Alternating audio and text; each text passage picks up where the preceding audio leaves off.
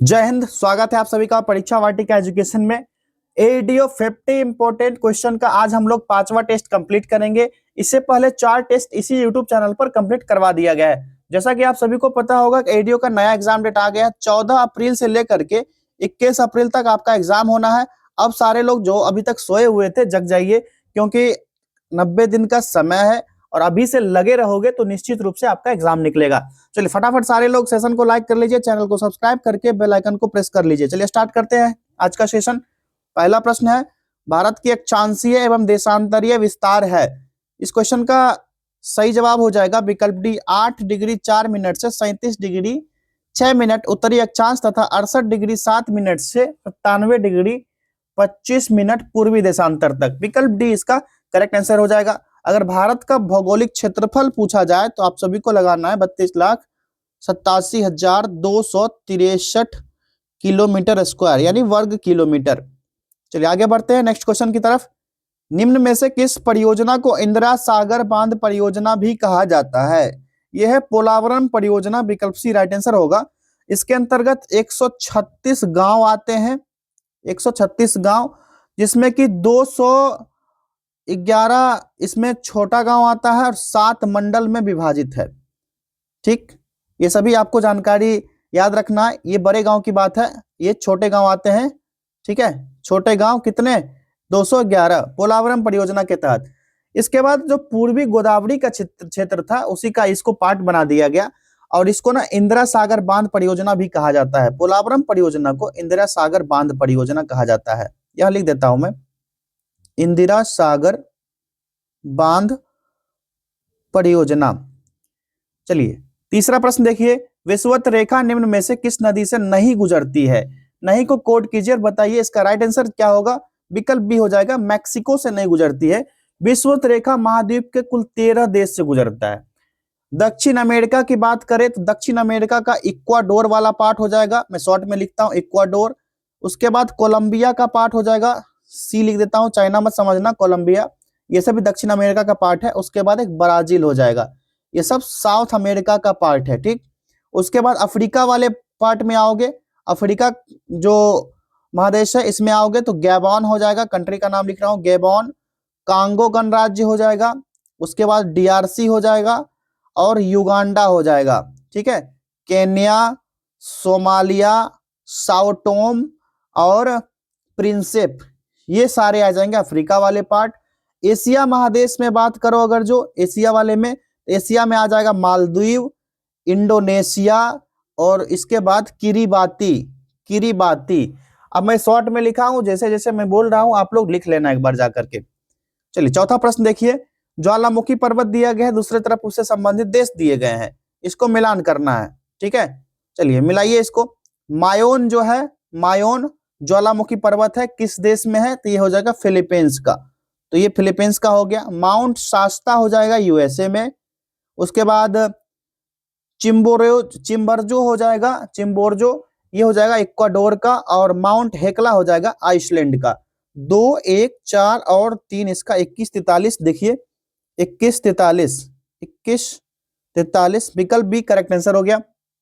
Next question है, भ्रंश घाटी का विकास तब होता है जब, भ्रंश घाटी कब विकसित होगा? तो जब दो भ्रंश रेखा के बीच चट्टानी स्तंभ नीचे की ओर धंस जाएगा तब भ्रंश घाटी बनेगा। पहला ही विकल्प यहाँ पर करेक्ट है, सो इसका राइट आंसर हो जाएगा। और जो धसा हुआ क्षेत्र केंद्रीय भाग होगा उसको ग्रावोन कहा जाता है। जो भ्रंश रेखा के बीच जो उभरा भाग होगा इसको भ्रंश घाटी कहा जाएगा। अगर यही भाग यहाँ पर धस गया नीचे की ओर, इसको कहा जाता है ग्रोवन। ठीक है, क्या कहा जाता है? इसको ग्रावेन कहा जाता है, ग्रावेन कहा जाता है। इसको भ्रंश घाटी कहा जाता है, रिफ्ट वैली। अगला देखिए, अधिकांश ओजोन गैस लगभग 90% किस वायुमंडलीय परत में स्थित है? इस प्रश्न का सही जवाब होगा समताप मंडल में। विकल्प सी करेक्ट आंसर हो गया। ओजोन मतलब O3, अधिकांश ओजोन गैस है, लगभग मतलब समताप मंडल में 90% तक। यहाँ पर भी दिया गया है कितना? 90%। ये 15 से 35 किलोमीटर की ऊंचाई तक होता है, 15 से 35 किलोमीटर की ऊंचाई। और वायुमंडल में ओजोन परत की मोटाई जो है डॉब्सन में मापी जाती है। किसमें? डॉब्सन में मापी जाती है। इसका मापक जो होता है वायुमंडल में, किसका? O3 को मापा जाता है, डॉब्सन इसका इकाई है। अगला देखिए, निम्नलिखित कथनों में से कौन सा कथन सत्य नहीं है, नहीं पूछा जा रहा है यहाँ पर। इसका राइट आंसर हो जाएगा पहला ही, भूमध्य रेखा से ध्रुवों की ओर जाति विविधता में वृद्धि होती है। आसान सा जवाब विकल्प ए इसका करेक्ट आंसर हो गया। जो उष्णकटिबंधीय प्रदेश में ना उच्च तापमान के कारण वर्षा पर्याप्त होती है, जिसके कारण क्या होता है, यहाँ सघन और ऊंचे विश्व के सर्वाधिक विविधतापूर्ण जैव संपदा वाली जाति पाई जाती है। इसका मतलब यह है कि ध्रुवों से भूमध्य रेखा की ओर जैसे ही बढ़ेंगे हम लोग, तो जाति विविधता में वृद्धि देखने को मिलेगा। चलिए 8वां प्रश्न देखिए, यहाँ पर क्या कहा जा रहा है, मिलान करने के लिए। सूची 1 में दिया गया अभ्यारण्य या राष्ट्रीय उद्यान दिया गया है और सूची 2 में राज्य दिया गया है, इसको मिलान करना है। जो बोंडला वन्यजीव अभ्यारण्य है, आसान सा जवाब गोवा हो जाएगा। कांगेर राष्ट्रीय उद्यान छत्तीसगढ़ का है, तो पहला हो जाएगा। उसके बाद डांडेली वन्यजीव अभ्यारण्य कर्नाटक का है और गुमती वन्यजीव त्रिपुरा का है। 2, 1, 4 और 3, 21, 43। अब देखिए 2, 1, 4 और 3 कौन सा है, 2, 1, 4 और 3 विकल्प बी इसका राइट आंसर हो जाएगा। अब भारत का प्रमुख अभ्यारण्य किस स्टेट में कौन सा है, आप सभी को देख लेना एक बार। चलिए अगले प्रश्न की तरफ बढ़े। क्वेश्चन नंबर 9 देखिए, हिमालय की संरचना समांतर वलय श्रेणियों से हुई है, जिसमें से प्राचीनतम श्रेणी है। इसमें से कौन सा होगा प्राचीनतम श्रेणी, ये हो जाएगा बृहत हिमालय श्रेणी, विकल्प सी इसका करेक्ट आंसर हो जाएगा। और ये महान हिमालय का पार्ट है, लघु हिमालय में ना निम्न हिमालय का पार्ट आ जाता है, ये निम्न हिमालय श्रेणी ये लघु वाले में आ जाएगा, ठीक है, और समानांतर वलय श्रेणी आएगा बृहत हिमालय में। अगला देखिए कौन सा होगा, क्वेश्चन नंबर 10, भारत में स्थित पहाड़ियों का पश्चिम से पूर्व की ओर सही क्रम कौन सा है। पश्चिम से पूर्व की ओर पूछा जा रहा है, तो सतपुरा से स्टार्ट होकर निश्चित रूप से उधर से आएंगे आप, तो सतपुरा, महादेव, मैकाल पर्वत हो जाएगा, उसके बाद छोटा नागपुर का पठार वाला भाग, विकल्प बी इसका राइट आंसर हो जाएगा। अगला देखिए, सूची को मिलान करना है। पहले में उद्गम क्षेत्र दिया गया है, दूसरे सूची में उससे संबंधित नदी दी गई है। अब ब्रह्मगिरी पहाड़ी कौन सी नदी के आसपास है, तो कावेरी, ये मिलान किया हुआ है। वेड़ीनाग सोता ये कौन सा हो जाएगा, ये भी झरना है झेलम नदी के किनारे। महाबलेश्वर कृष्णा नदी, छोटा नागपुर का पठार स्वर्ण रेखा, सब मिला हुआ है। 1, 2, 3 और 4 इसका सही जवाब होगा। अब देखिए कूट में 1, 2, 3 और 4 कौन सा है, विकल्प बी सही जवाब हो जाएगा। चलिए आगे देखिए नेक्स्ट क्वेश्चन, क्वेश्चन नंबर 12, निम्नलिखित युग्मों पर विचार कीजिए। फिर से मिलान करने कहा जा रहा है, एक तरफ जलाशय दिया गया और संबंधित राज्य दिए गए हैं, अब इसको मिलान करना है। अब बताइए घाट प्रवाह जो है किस राज्य से संबंधित है, तो कर्नाटक आ जाएगा, आसान सा कर्नाटक, ठीक, कर्नाटक नहीं दिया गया भाई, तेलंगाना दिया गया है ना, इसको कर्नाटका कीजिए, ठीक है, कर्नाटका। गांधी सागर हो जाएगा कहाँ, मध्य प्रदेश, और इंदिरा सागर मध्य प्रदेश, और मैथन झारखंड हो जाएगा, ठीक है। तो सारे सही दिए गए हैं। असत्य कथन का चयन करने कहा जा रहा था ना, यहाँ पे मैंने पढ़ा ही नहीं, असत्य कथन का चयन करना है। तो घाट प्रवाह वाला जो है तेलंगाना नहीं होगा, एक कर्नाटका होगा, तो यही वाला राइट आंसर हो जाएगा पहला ही। अगला प्रश्न देखिए, निम्नलिखित राज्यों में से किस राज्य में नामचिक नामफुक कोयला क्षेत्र अवस्थित है। सही जवाब हो जाएगा अरुणाचल प्रदेश में, पहला विकल्प राइट आंसर है। और माकुम असम में कोयला क्षेत्र है, ठीक है। असम की बात करेंगे तो असम का जो माकुम का क्षेत्र है ये कोयला वाला, क्योंकि ये पूछा गया प्रश्न है बीपीएससी में एक बार। अगला देखिए, निम्नलिखित में से कौन सा एक सही सुमेलित नहीं है, नहीं को कोड कीजिए और बताइए इसका राइट आंसर क्या होगा, विकल्प सी हो जाएगा मद्रास एल्यूमिनियम कंपनी लिमिटेड। मालको जो है चेन्नई में है, ये चेन्नई में नहीं है, ये जो है ना यहाँ क्या कहा जा रहा है सुमेलित नहीं है, तो ये हो जाएगा कहां पर, ये मेट्टूर सलेम जिला में है तमिलनाडु, ना कि चेन्नई में। ये कहां पर है, तमिलनाडु में, ठीक है। अब तमिलनाडु राज्य नहीं, राज्य वहां का क्षेत्र होगा कोई, वहीं पर स्थित है। और ये ना 1965 में इसकी स्थापना हुई थी, 1965 में, ये एल्युमिनियम लिमिटेड कंपनी का, ठीक। यहाँ पर बालको भी एक आता है, मालको है एक, बालको भी है। मालको के बारे में यहाँ पर गलत दिया गया है, और बालको के बारे में पूछा जाए तो बालको सेम यही है, छत्तीसगढ़ में ये, ठीक है। इंदल जो है ये झारखंड का है, ये बालको ये छत्तीसगढ़ का था ना, यहाँ लिखा हुआ था, मैंने लिख दिया यहाँ पर। चलिए बढ़ते हैं आगे नेक्स्ट क्वेश्चन की तरफ। क्वेश्चन नंबर 15 देखिए, निम्नलिखित में से कौन सा सुमेलित नहीं है, ठीक है। एक तरफ ताम्र पाषाणिक स्थल है, दूसरी तरफ उसकी अवस्थिति दी गई है। इनाम गांव जो है ये कहां पर है, इनाम गांव महाराष्ट्र, ये सही दिया गया है। पांडु राजाब ढीरी ओडिशा में है, ये वाला जो दिया गया है ना सुमेलित नहीं दिया गया है, ये ओडिशा नहीं पश्चिम बंगाल का पार्ट है, ठीक है, कहाँ का, वेस्ट बंगाल का। सिनुवार हो जाएगा यही सही, ये सही दिया गया बिहार वाला पार्ट। नरहन उत्तर प्रदेश, ये भी सही, सिर्फ यही गलत दिया गया था, विकल्प बी इसका राइट आंसर होगा, ठीक है। पांडु राजाव ढीवी जो है ओडिशा में है, ओडिशा में नहीं है, पश्चिम बंगाल में। आगे देखिए क्वेश्चन नंबर 16, हड़प्पा सभ्यता के संदर्भ में निम्नलिखित में से कौन सा कथन सत्य नहीं है, नहीं को कोड कीजिए, बताइए। इसका राइट आंसर होगा विकल्प बी, हड़प्पा के लोगों को लोहे का ज्ञान था। ये वाला स्टेटमेंट सही नहीं दिया गया है, इसको लोहा के बारे में कुछ अता पता ही नहीं था, उन लोगों को तांबा के बारे में पता था, ठीक है, इसके कॉपर के बारे में पता था, टीन के बारे में पता था, कांस्य के बारे में, गोल्ड के बारे में पता था, लेकिन लोहा का ज्ञान उन लोगों को नहीं था। लोहा का ज्ञान जो है ना ऋग्वैदिक काल में नहीं, उत्तर वैदिक काल में होता है, 1000 से 800 ईसा पूर्व के आसपास, 1000 से 800 ईसा पूर्व के पास इन लोगों को लोहा का ज्ञान होता है। अगला देखिए, निम्नलिखित में से कौन सा युग्म सही सुमेलित है। यहाँ पर एक तरफ त्रिपिटक दिया गया है, दूसरा विषय दिया गया है, इसका मतलब 3 है, इसमें 3 में से एक कोई सही होगा या फिर 2 भी सही हो सकता है। पुट की सहायता से आंसर यहाँ पर टिक करना है। विनय पिटक दिया गया है, विनय पिटक जो है बौद्ध धर्म में है, बौद्ध दर्शन में है, तो विनय पिटक ना संघ मठ में रहने वाले लोगों के लिए नियम का संग्रह है, जो अभिधम्म पिटक में बौद्ध दर्शन की चर्चा की गई है, ठीक है। अभिधम्म पिटक में होगा बौद्ध दर्शन की चर्चा, ठीक है, बौद्ध दर्शन दिया गया है तो अभिधम्म पिटक होना चाहिए, तो पहला तो नहीं होगा, इसमें अभिधम्म पिटक में। सुत्त पिटक में बुद्ध की शिक्षा है, ये वाला सही है। अभिधम्म पिटक में नियम का संग्रह दिया गया है, तो बिल्कुल बौद्ध धर्म की चर्चा की गई है, ये वाला भी यहाँ पर गलत हो जाएगा, ठीक है। नियम का संग्रह किसमें दिया गया है बताइए, तो ये विनय पिटक में दिया गया है, ठीक है, किसमें, विनय पिटक में दिया गया है, तो ये दोनों गलत था भैया, और दूसरा सही था, केवल 2 इसका राइट आंसर होगा विकल्प सी।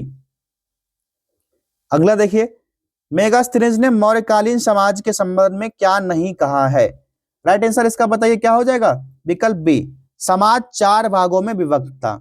4 भाग में, 4 भाग में कौन कौन सा समाज था, एक तो दार्शनिक समाज था, इसने 4 भाग में विभक्त किया, दार्शनिक हो जाएगा, उसके बाद किसान हो जाएंगे, उसके बाद चरवाहा, और चौथा क्या हो जाएगा, कारीगर। कारीगर में जोड़ लीजिए शिल्पी, जो शिल्पकार थे उसको भी इसने रखा था, और सैनिक को भी रखा था, चौथे कैटेगरी में सैनिक को रखा, उसके बाद निरीक्षक को रखा गया, निरीक्षक, उसके बाद सभासद, ये सब चौथे कैटेगरी में रखे गए थे। ये था मेगास्थनीज का मौर्यकालीन समाज। आगे बढ़ते हैं नेक्स्ट क्वेश्चन की तरफ। 19वां प्रश्न है, निम्नलिखित कथनों पर विचार कीजिए। 2 स्टेटमेंट है, कूट की सहायता से यहाँ पर सही उत्तर चूज करना है। पहला स्टेटमेंट पढ़िए, सही है या गलत है देखते हैं।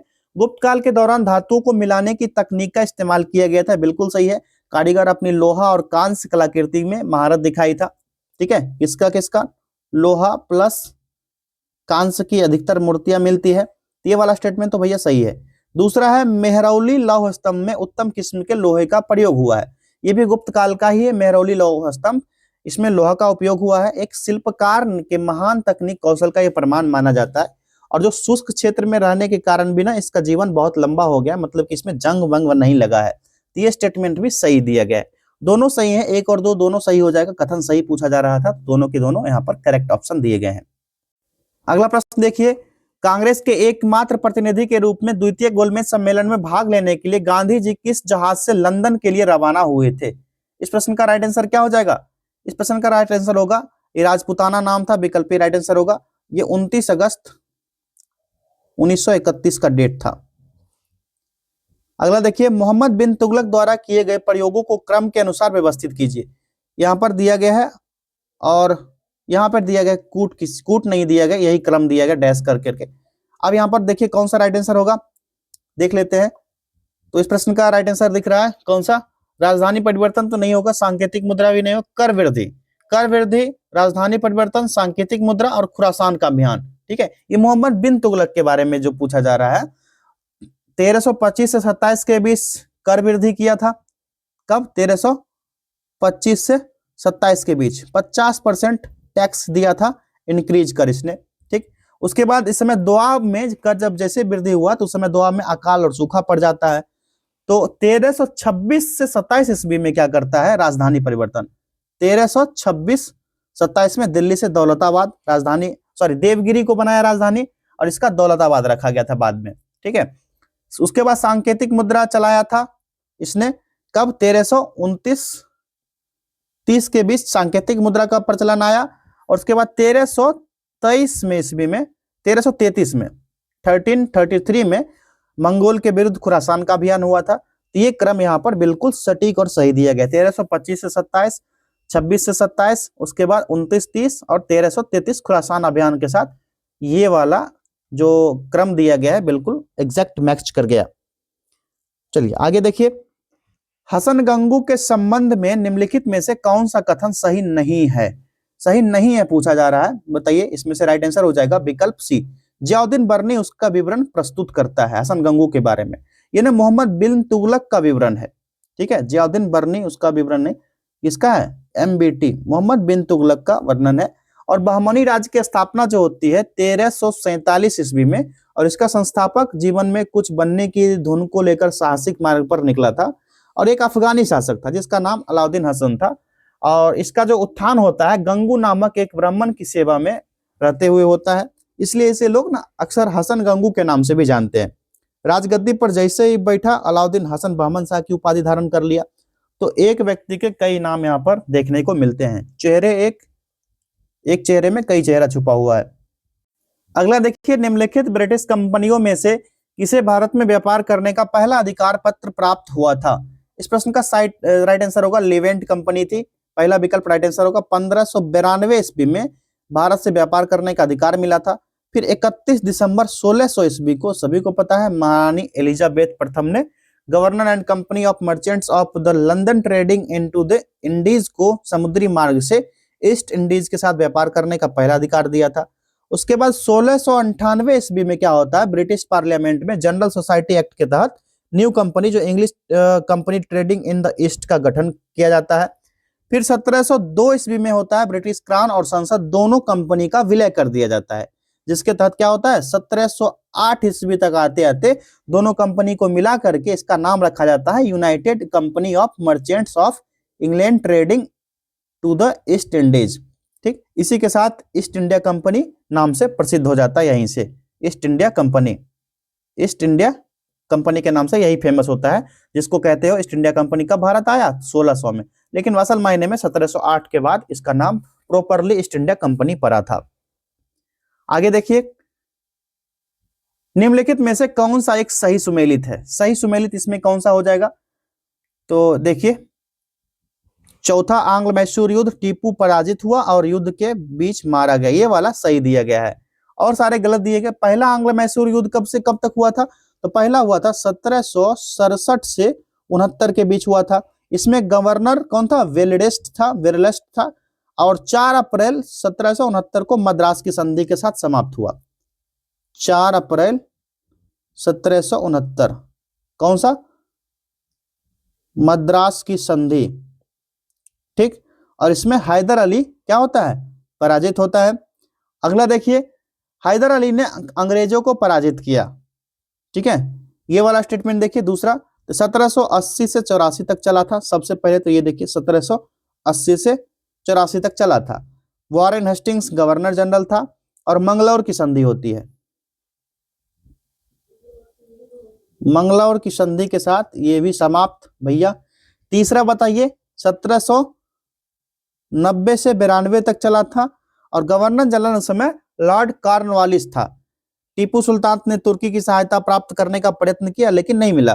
फिर 1784-85 में एक दूत कुस्तुनतुनिया भेजा जाता है, और 1787 में टीपू एक दूत मंडल फ्रांस भी भेजा था।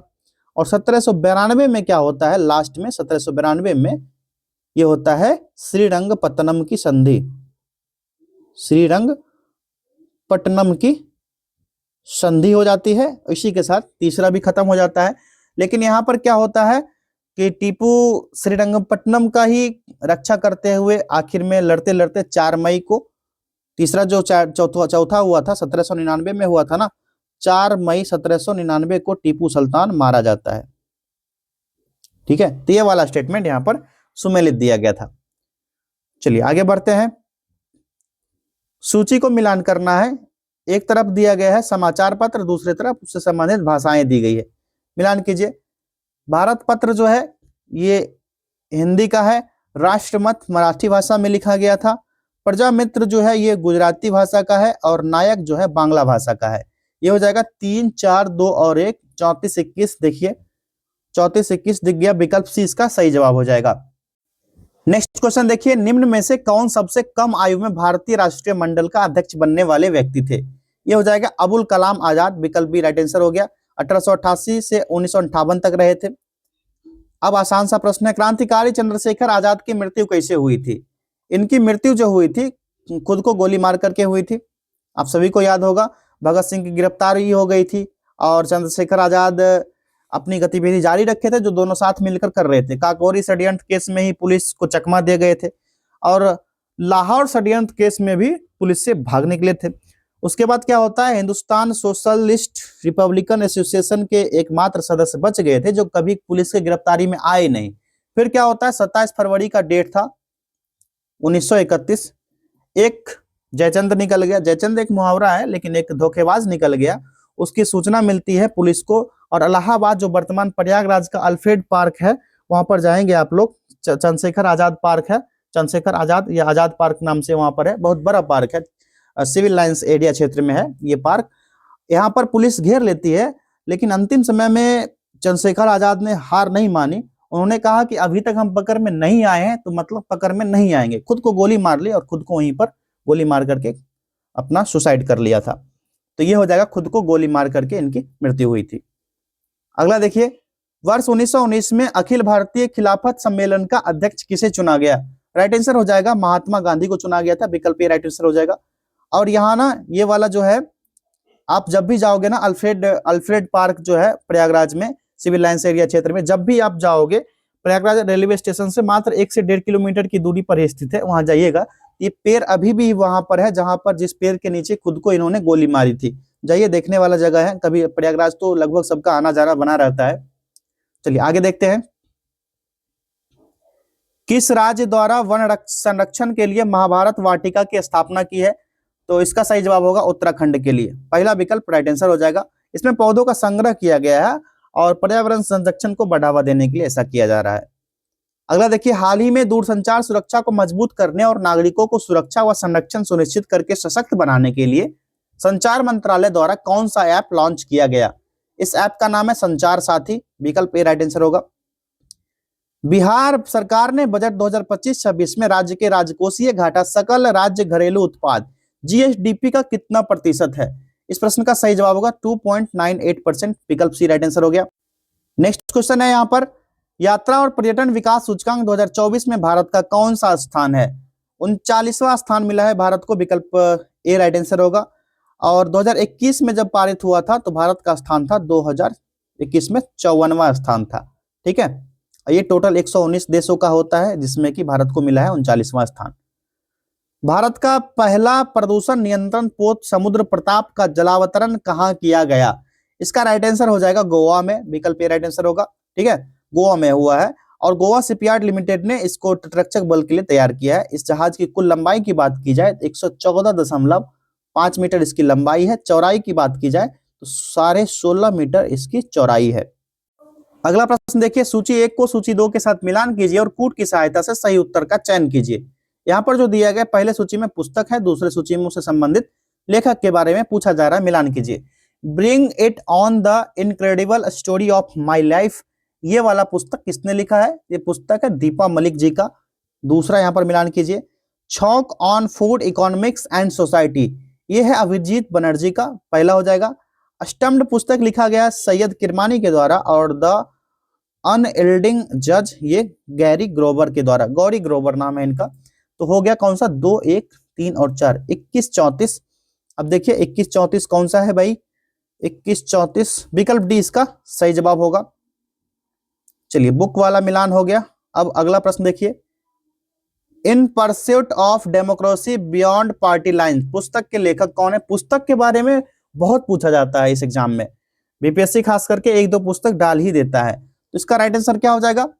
तो नजमा हेपतुल्ला है, इन्हीं की पुस्तक है ये, विकल्प ए राइट आंसर हो जाएगा इसका। ठीक है, चलिए आगे बढ़े। नेक्स्ट क्वेश्चन है, हाल ही में सिंधु घाटी सभ्यता का कौन सा शहर वैश्विक समुद्री विरासत केंद्र बनने के लिए चुना गया है? ये सिंधु घाटी का शहर है लोथल। अब लोथल से संबंधित जो भी जानकारी होगा आप लोग जुटा लीजिएगा, क्योंकि ये करंट का विषय बन गया है लोथल वाला। तो एनएचएफ जो एनएमएचसी है, भारत के समृद्ध समुद्री इतिहास, इसी को उजागर करने के लिए इसकी गठन की गई है और ये विरासत केंद्र बनने के लिए बिल्कुल तैयार है और इसको चुना गया है, मतलब ये बन भी जाएगा। प्रधानमंत्री नरेंद्र मोदी ने दिसंबर 2024 में बीमा सखी योजना की शुरुआत की। यह योजना किस निकाय द्वारा संचालित है? ये भारतीय जीवन बीमा एलआईसी द्वारा ये संचालित है। अगला देखिए, 22वें सांगरी ला वार्ता एशियाई सुरक्षा शिखर सम्मेलन में भारत की ओर से कौन शामिल हुए हैं? अनिल चौहान जी शामिल हुए हैं। अगला देखिए, किस देश की फातिमा बॉस को 74वां मिस यूनिवर्स 2025 चुना गया है? इस किस कंट्री के हैं ये? तो फातिमा बॉस जो है मैक्सिको के हैं और करंट अफेयर्स में ये सब करवा चुके हैं, जाकर करंट अफेयर्स वाला वीडियो आप लोग देखिएगा। देखिए, मिलान करना है सूचियों को, सूची 2 से पहले सूची में त्योहार दिया गया है और दूसरे सूची में उससे संबंधित राज्य दिए गए हैं। मिलान कीजिए, गांव नगाई जो है ये त्योहार कहाँ मनाया जाता है? तो गांव नगाई त्योहार जो है ये मनाया जाता है असम क्षेत्र हो गया, मणिपुर का क्षेत्र हो गया और नागालैंड। यहाँ पर मणिपुर हो गया, असम हो जाएगा और नागालैंड का क्षेत्र है। एक ही दिया गया, लेकिन पूरा यहाँ पर कंप्लीट जानकारी मिलना जरूरी है हम लोग को।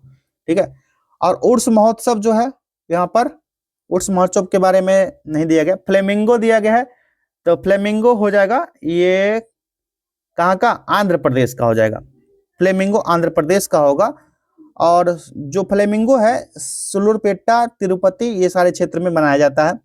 जलीकट्टू सभी को पता है, जलीकट्टू भी तमिलनाडु का है, तो तमिलनाडु इसका सही जवाब होगा। ठीक, उसके बाद मकर विलक्कू महोत्सव, तो एक ही बचा है केरल, तो क्या होगा इसका राइट आंसर? 1, 3, 2 और 4, 13, 24। 13, 24 भैया, विकल्प ए सही जवाब हो गया। अगला प्रश्न है, एशियाई शीतकालीन खेल 2025 में पदक तालिका में पहला स्थान किस देश ने हासिल किया है? ये कौन सा है? चाइना हो जाएगा। नेक्स्ट देखिए, किस राज्य की सरकार ने चिनार के पेड़ों को संरक्षण हेतु ट्री आधार पहल शुरू की है? ये शुरू किया गया जम्मू कश्मीर के द्वारा। अगला देखिए, एशिया प्रशांत आर्थिक सहयोग एपेक शिखर सम्मेलन 2024 का आयोजन कहाँ किया जाएगा? कहाँ किया गया? पेरू में किया गया। रामसर स्थलों और संबंधित राज्यों के निम्नलिखित युग्मों में से कौन से सुमेलित हैं? यहाँ पर दिया गया स्टेटमेंट और कूट का उपयोग करके सही उत्तर का चयन करना है। यहाँ पर पहला दिया गया है क्या? दिया उधवा झील अभ्यारण्य जो है कहाँ पर है? झारखंड में है। ये साहेबगंज जिला है झारखंड का साहेबगंज जिला यहीं पर है। ये खेचोपलड़ी झील कहाँ है? ये सिक्किम में है। खेचोपलड़ी झील जो है ये सिक्किम का पार्ट है और सिक्किम का जो गंगटोक क्षेत्र है, गंगटोक वहीं पर है ये। अगला है सक्करकोटई पक्षी अभ्यारण्य, ये हो जाएगा तमिलनाडु का और ये साउथ तमिलनाडु का पार्ट है, जो कि अर्ध शहरी आर्द्र भूमि है। जल चक्र संतुलन बनाए रखना, मिट्टी स्खलन को रोकने के लिए और बाढ़ नियंत्रण में बहुत इंपॉर्टेंट है ये वाला पार्ट भी। यहाँ पर पूछा जा रहा है किस संबंधित राज्य कौन थे कौन से रामसर स्थल का? सारे के सारे यहाँ पर सही दिए गए हैं। विकल्प डी राइट आंसर होगा। तीनों के तीनों सही हैं, 1, 2 और 3 सारे सही उत्तर दिए गए हैं। अगला प्रश्न है, मार्टिन गप्टिल उन्होंने हाल ही में अंतरराष्ट्रीय क्रिकेट से संन्यास की घोषणा की, किस देश का प्रतिनिधित्व करते थे? ये न्यूजीलैंड के प्लेयर थे। विकल्प डी राइट आंसर होगा। अभी भारत न्यूजीलैंड का मैच भी चल रहा है। आज जो ये वीडियो शूट हो रहा है, आज डेट है 15 जनवरी, 14 जनवरी को मैच था भारत और न्यूजीलैंड के बीच। और देखिए क्वेश्चन आ गया, भारत के पहले विज्ञान रत्न पुरस्कार से निम्न में से किसे सम्मानित किया गया है? राइट आंसर इसका हो जाएगा गोविंद राजन पद्मनाभन को, पहला विकल्प राइट आंसर हो गया। आगे देखिए, अगस्त 1925 में काकोरी रेल डकैती कांड में किस ट्रेन को क्रांतिकारियों द्वारा लूटा गया था? यह था 8 डाउन ट्रेन। ठीक है, अभी 8 डाउन होगा, अब नहीं, विकल्प सी होगा 8 डाउन ट्रेन। किस संविधान संशोधन अधिनियम के अंतर्गत अनुसूचित जाति और अनुसूचित जनजाति के लिए पदोन्नति में आरक्षण सुनिश्चित किया गया है? ये 77वां संविधान संशोधन अधिनियम 1995 का था, तो ये हो जाएगा विकल्प सी। चलिए आगे देखते हैं, विधान परिषद के संबंध में निम्नलिखित कथनों में कौन सा कथन यहाँ पर रॉन्ग दिया गया है, गलत कथन दिया गया है? ये जो है ये विकल्प कौन सा होगा, बी हो जाएगा। विधान परिषद में न्यूनतम सदस्यों की संख्या 60 निश्चित की गई है। जो आर्टिकल 169 है ना, इसके तहत 1/3 होना चाहिए सदस्य की संख्या, तो इसकी संख्या 40 होना चाहिए, ना कि 60। तो ये वाला गलत दिया गया था। आगे देखिए, चलिए आज के टेस्ट का आखिरी प्रश्न है, संविधान सभा के किस सदस्य ने प्रस्तावना के संबंध में कहा कि प्रस्तावना संविधान का सबसे सम्मानित भाग है। यह स्टेटमेंट किसके द्वारा दिया गया है, तो राइट आंसर हो जाएगा पंडित ठाकुर दास भार्गव के द्वारा दिया गया, विकल्प बी राइट आंसर होगा। जिसमें संविधान के आदर्श, उद्देश्य, सरकार के स्वरूप और संविधान के स्रोत से संबंधित प्रावधान को दर्शाया गया है। संविधान सभा के सदस्य थे पंडित ठाकुर दास भार्गव, और संविधान की प्रस्तावना के संबंध में कहा था यही वाला कथन, प्रस्तावना संविधान का सबसे सम्मानित भाग है और संविधान की आत्मा भी है, संविधान की कुंजी है, और ये संविधान का आभूषण कहलाएगा और एक उचित स्थान है जहां से कोई भी संविधान का मूल्यांकन कर सकता है। इसी संबंध में के मुंशी का स्टेटमेंट भी आता है। के मुंशी के अकॉर्डिंग प्रस्तावना के बारे में इन्होंने कहा कि हमारी संप्रभु लोकतांत्रिक गणराज्य का ये भविष्य फल है, इनके द्वारा ये कहा गया था। एक प्रसिद्ध न्यायविद थे और विशेषज्ञ थे, संविधान विशेषज्ञ पालकी वाला का यहाँ पर नाम नहीं दिया गया है। इन्होंने ना संविधान को परिचय पत्र कहा था, परिचय पत्र। ये किनके द्वारा, पालकी वाला के द्वारा कहा गया था, पालकी वाला के द्वारा कहा गया था। और प्रस्तावना अमेरिकी संविधान जो कि पहला लिखित संविधान से यहाँ से लिया गया है, लेकिन प्रस्तावना की भाषा जो है ना, इस पर ना ऑस्ट्रियाई संविधान का, इसका ऑस्ट्रेलिया के संविधान का इफेक्ट ज्यादा दिखता है। यहाँ पर आपको रिमेंबर करा दूं, 42वां संविधान संशोधन 42nd कॉन्स्टिट्यूशनल अमेंडमेंट एक्ट जो 1976 हुआ था, इसमें ऐड किया गया था समाजवादी, कौन कौन सा वर्ड था, समाजवादी, सोशलिस्ट और कौन कौन सा, धर्मनिरपेक्ष और अखंडता शब्द। ये तीसरा हो गया, ये दूसरा हो गया और एक पहला। ये 3 शब्द जो है 42वें संविधान संशोधन 1976 के द्वारा संविधान में जोड़ा गया था। चलिए 50वें प्रश्न के साथ आज का टेस्ट हम लोग समाप्त करेंगे, लेकिन आपको एक जानकारी देना है, जो बच्चे टेस्ट सीरीज नहीं लगा रहे हैं वो जाइए, और एडीओ का 40 मॉक टेस्ट करवाया जा रहा है। 10 जनवरी से स्टार्ट हुआ है 40 मॉक टेस्ट, जिसमें से 16 जनवरी से टेस्ट स्टार्ट होगा, बाकी सेशन चल रहा है, जिसमें पेपर 1, 2, 3 तीनों से टेस्ट रहेंगे, क्रमशः 10, 15 और 15 टेस्ट होंगे। इसका ना ऑफर दिया गया विशेष प्राइस में। अभी तक तो जो ऑफर चलता आ रहा था 249 का ऑफर चल रहा था, लेकिन मकर संक्रांति को लेकर के इसको घटा करके 149 किया गया है। अभी जाइए 14, 15 और 16 3 दिन तक ये ऑफर चलेगा, 149। ध्यान रखिएगा, ये नीचे नंबर दिया गया 8676934039, इस नंबर पर जाइए, कांटेक्ट कीजिए, और 16 जनवरी रात के 12 बजे तक ये ऑफर वैलिड रहेगा। उसके बाद फिर से 249 कंटिन्यू रहेगा। मिलते हैं अगले टेस्ट में, बहुत बहुत धन्यवाद।